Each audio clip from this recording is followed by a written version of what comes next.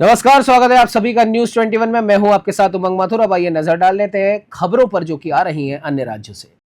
AJSU party supremo और पूर्व उप मुख्यमंत्री सुदेश कुमार महतो शनिवार को तमाड़ प्रखंड के चिरूडी गांव पहुंचे। उन्होंने स्थानीय कलाकार मनीष कुमार महतो द्वारा दीवारों पर उकेरी गई सोहराई कलाकृतियों का अवलोकन किया और ग्रामीण कलाकारों के प्रयासों की सराहना की। इस अवसर पर उन्होंने मनीष के स्वर्गीय पिता अश्विनी कुमार महतो को श्रद्धांजलि भी अर्पित की।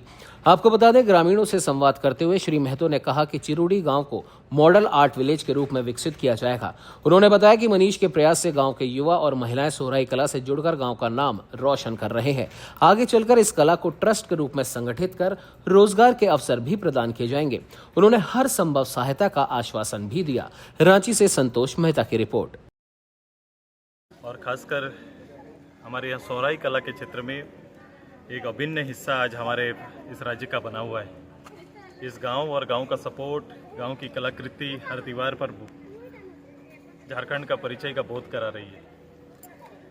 एक बड़ी अभिलाषा इनकी है, न केवल एक प्रशिक्षित पेंटर के रूप में खुद को साबित करना, बल्कि इस गांव को एक कला केंद्र के रूप में और आर्ट विलेज के रूप में विकसित करने का एक लक्ष्य है। और हम सभी लोग आज ग्राम सभा करके गांव के सभी परिवार के सदस्य इसे आर्ट विलेज की ओर आगे ले जाने का एक संकल्प लिए हैं। आने वाले समय में इसको लेकर एक बेसिक एक कमेटी का गठन होगा, उसका संचालन, उसका संवर्धन के तरीकों को और दुनिया की नज़र में इसे शामिल करने के लिए तरह तरह के जो कार्यक्रम होंगे वो सब इस गांव से किया जाएगा। भविष्य में तैयारी है कि ये आजीविका का भी आधार बने और उसकी तैयारी भी इन्होंने किया है और गांव के लोग उसमें इच्छुक हैं। इसीलिए भारत सरकार की ओर से इन्हें आर्ट के क्षेत्र में इनकी कला को ध्यान में रखते हुए इन्हें कार्ड्स मुहैया कराया गया है। 20 पेंटर्स को डिक्लेयर किया गया है जो कहीं भी म्यूज़ियम में या फिर प्रदर्शनी में भाग ले सकते हैं और वो इन पैनल है भारत सरकार के और अपने आर्ट कला को प्रदर्शित कर सकते हैं। ये अधिकार इन्हें प्राप्त है। अब एक इनके अंदर में एक प्रयोग करते हुए हम सभी लोगों ने इसको एक आर्ट सेंटर के रूप में विकसित करने का भी चर्चा हुई है। तो भविष्य में इसको लेकर जो आवश्यकताएं होंगी उसको फुलफिल करने की तैयारी हमारी रहेगी। हम चाहेंगे कि गांव से जुड़कर ये गांव इस राज्य के अंदर में एक अभिन्न पहचान बना पाए।